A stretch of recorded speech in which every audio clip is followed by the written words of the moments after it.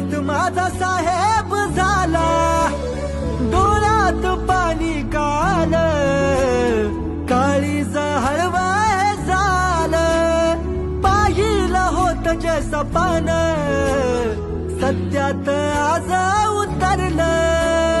दोस्ता माझ्या भावा, जिद्द होती ते करून दावल, नडला संकटाशी तेव्हा कुठं यश तुला घावलं. आता खचायचं नाही, माग हटायचं नाही, चुकीच्या गोष्टींना किलकळ.